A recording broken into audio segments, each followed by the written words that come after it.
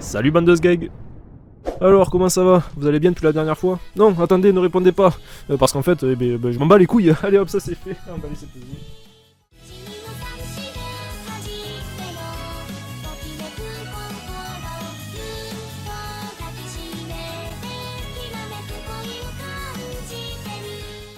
Alors, aujourd'hui on va parler de Kimetsu no Yaiba. Putain mais cette info ne sert à rien, il faut vraiment être débile pour ne pas l'avoir compris. Remarque avec l'audimat de sgeg qu'on doit se coltiner, on n'est jamais sûr de rien. Bref, la dernière fois, un pote est venu et il m'a demandé « Eh mec, tu connais Demon Slayer ?» Mais putain, comment tu veux que je ne connaisse pas Demon Slayer? Le manga et l'anime ont explosé tellement fort durant ces 2 dernières années que même Denis Brognard est devenu fan. Je le sais, il me l'a dit l'autre fois. Le manga a tellement été vendu qu'en 2020 il culmine à la première place des ventes, loin devant tout le monde. Il a même le luxe d'être admis dans le cercle des plus de 100 millions au compteur. Et oui, je sais ce que vous allez me dire, cette année Demon Slayer a dépassé les ventes de One Piece, mais surtout en fait on s'en fout, parce que ça change rien dans nos vies. La seule chose que ça a changé, c'est la vie des foutus journalistes qui en ont profité pour faire des putains de titres putaclic, du genre One Piece ne serait plus le manga le plus vendu de tous les temps, sur une année, hein, bien sûr, hein, faut préciser, il y a des limites à la connerie. Enfin bref, on n'est pas là pour parler de ça, si vous voulez du One Piece, vous avez qu'à aller voir cette vidéo. Ah bah vas-y, fais ta promo, prends-nous pour des cons tant que t'y es. Oui, c'est ce que j'ai toujours fait. Alors, Demon Slayer, c'est quoi? Mais c'est un putain de titre commercial, voilà ce que c'est. Vous voulez connaître une fun fact? À la base, le titre français, c'était Les Rôdeurs de la Nuit.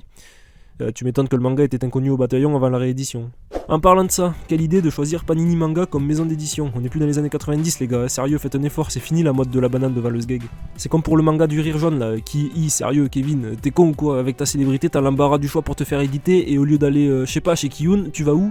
Bah chez Michel Lafon, tu m'étonnes que tu te retrouves avec des carnets de pages dans le désordre. C'est même plus un manga à ce niveau là, c'est un catalogue de dessins pour enfants.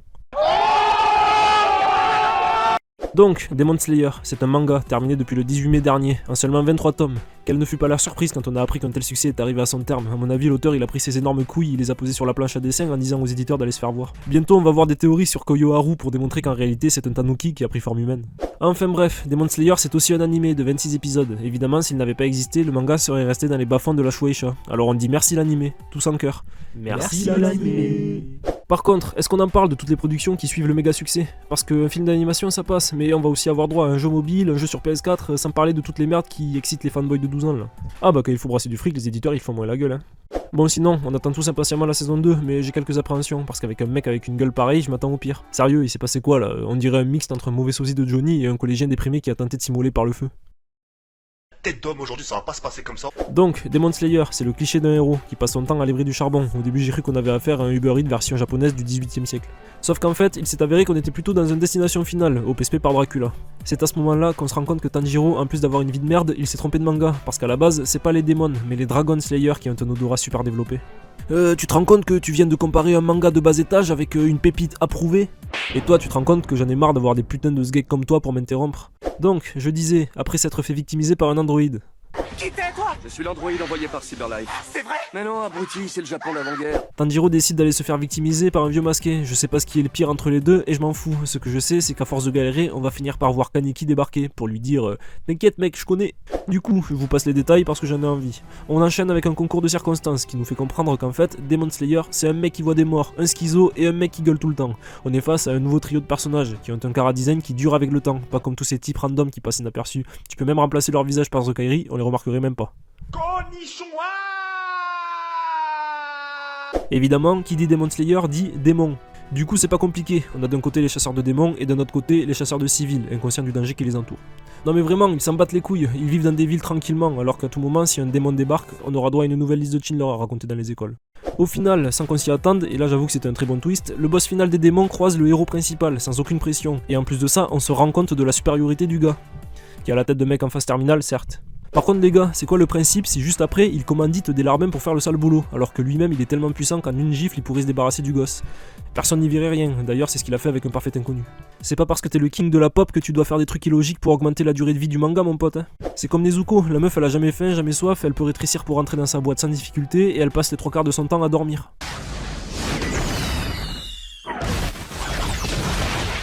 Évidemment personne ne dit rien, elle est tellement kawaii qu'elle en devient irréprochable, et là j'ai envie de dire, bien joué. Par contre, vers la fin de la saison 1, on a droit à une scène de type ultra charisme en action. On voit Muzan avec ses subordonnés. Bon, sauf que cette fois c'est une femme, va savoir pourquoi. Le type il est tellement vénère qu'il défonce la quasi-totalité de ses hommes. Le gars il a clairement un pet au casque, hein, sauf qu'à cause de ça il a acquis un pass VIP pour le club des super antagonistes ultra charismatiques. Bientôt on va le voir prendre un verre avec Thanos et Negan. Revenons du côté des gentils, tellement gentils qu'ils ont droit à un entraînement intensif, complètement gratuit. La meuf papillon là, j'ai oublié son nom. Elle offre une formation chasseur de démons avancée, tout frais payé. Elles sont bien sympas les meufs, mais c'est pas comme ça qu'elle va faire fortune. En plus c'est pour souffler dans des pots, non merci, mais bon, au moins ça permet à nos héros de mieux maîtriser l'onde. Le souffle, pardon. Par contre, lui, je sais pas si c'est vraiment utile qu'il s'entraîne parce qu'il passe son temps à pleurnicher et à s'évanouir. Heureusement que tous les somnambules ne sont pas aussi dangereux que lui, sinon l'idée reçue, réveiller un somnambule c'est risqué, en serait réellement fondée. Il y a un détail que j'ai failli oublier d'évoquer, les pourfendeurs possèdent des sabres de type métal anti-démon, encore une bonne raison de vendre des produits dérivés dans les conventions. Comme vous vous en doutez, ces sabres sont un outil extrêmement précieux pour leurs propriétaires, autant dire qu'ils n'ont pas intérêt à faire n'importe quoi avec.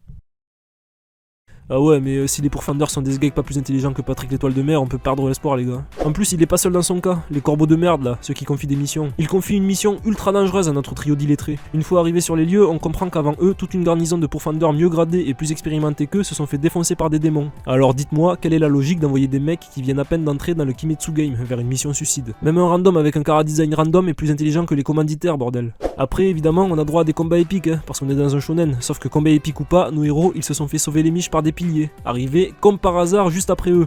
D'ailleurs les piliers ils défoncent les démons tellement facilement que s'ils avaient été envoyés dès le début, tous les randoms s'en seraient sortis vivants, hein. Ils auraient même pas été utiles en tant que renfort à ce niveau là. À croire que ceux qui ordonnent les missions ils aiment envoyer des soldats à la mort juste pour le plaisir. En même temps avec une gueule pareille c'est le genre de mec qui va faire un plouf plouf pour envoyer ses hommes au combat. Plouf plouf, ça sera toi qui ira te faire buter si t'es pas un pilier. Bon du coup, regardez un peu la gueule de mon chat, il a l'air trop con. Eh merde, j'ai encore divergé putain. Verger, putain. Attends, mais c'était quoi ça? T'as vraiment fait cette blague pourrie? T'es sérieux, fils de pute? Bah vas-y, continue, fais la blague de l'eau tant qu'il y est. Quoi? Tu la connais pas? Bah tu sais, l'eau, cristalline. Staline! A few moments later. Alors, j'en étais où moi? Oui, Tanjiro, son objectif ultime, c'est de défoncer MJ et de soigner sa sœur de son maléfice de démon. Oui, parce que si vous le saviez pas, sa sœur s'est fait transformer en démon, alors tous les FDP qui ont des sales gueules, ils peuvent se faire trancher la tête sans hésitation. Mais quand on a un chara-design qui excite les lolifans, bah là on se retient. En fait, le chara-design dans ce manga, c'est le pouvoir ultime. Désolé mon pote, mais si t'as une sale tête, le destin il te met une balayette. Par contre, petite précision, les démons ils sont censés posséder des pouvoirs plus ou moins cheatés, et là on part sur un panel de pouvoirs aussi large que le cul d'une tiktokeuse en manque de fanbase qui fait croire qu'elle est mal dans sa peau pour demander des likes et des compliments en commentaire. Parce que entre le mec qui fait changer le sens de la gravité, le gars qui invoque des flaques interdimensionnelles et tous les délires de manipulation speeder victime là, bah on n'est pas trop gâté niveau explication. Alors je sais pas si ça va changer dans la suite de l'histoire, hein, mais pour l'instant on est sur du chakra version démon. Après je demande pas non plus un schéma ultra vénère à la Hunter x Hunter, hein. C'est un coup à faire surchauffer des cerveaux d'adolescents tout ça. Bon sinon, pour conclure, j'en ai fini avec Kimetsu no Success Story. Pour vous faire un topo, Demon Slayer, c'est un sgeg. Il veut apprendre la maîtrise du sabre à cause d'un méchant sgeg. Du coup, il va devoir accomplir des missions de sgeg, accompagné par plus ou moins un groupe de sgeg, pour au final trancher des têtes et pour soigner une sgeg. Allez, félicitations Koyoharu et longue vie à Demon Slayer, je sais pas pourquoi je dis ça, le manga est déjà fini. Bref, portez-vous bien et à la semaine prochaine, bande de sgeg.